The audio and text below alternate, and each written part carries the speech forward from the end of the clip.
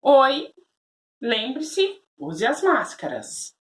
Hoje nós vamos falar de área de figuras planas. Então, relembrando, as áreas mais comuns que nós já estudamos, área de quadrado. Como é que eu calculo a área do quadrado? Lado vezes lado. Por quê? O quadrado tem os 4 lados iguais. Então, para obter a área dele, o espaço que ele ocupa, basta eu fazer lado vezes lado. Depois nós temos a área do retângulo, basta eu fazer base vezes altura.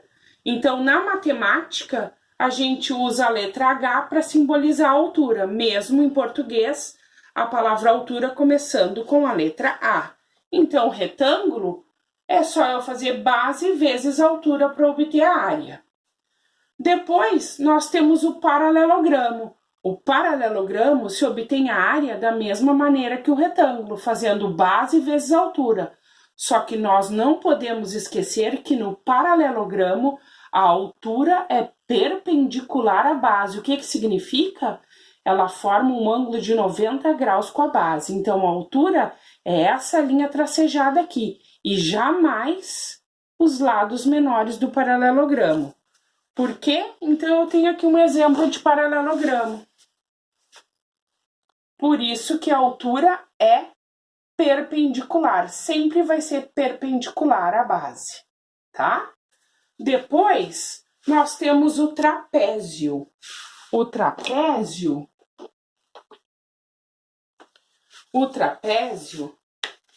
eu faço a área da seguinte maneira: base maior mais base menor vezes a altura, que também é perpendicular à base, dividido por 2, certo?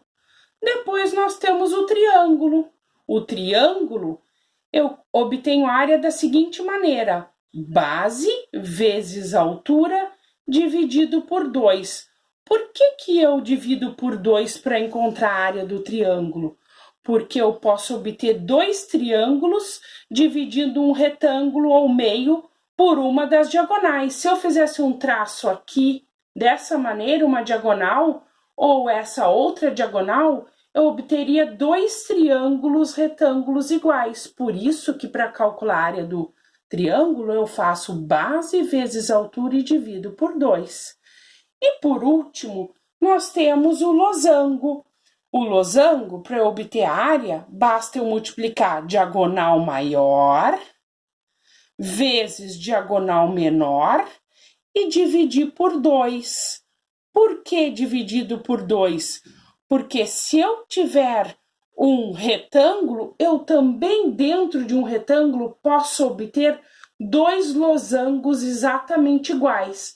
No mesmo exemplo do triângulo, se eu pensar que eu obtive eles a partir de um retângulo, eu vou obter 2 figuras iguais. Por isso que na fórmula eu tenho que dividir por 2. Por hoje é só.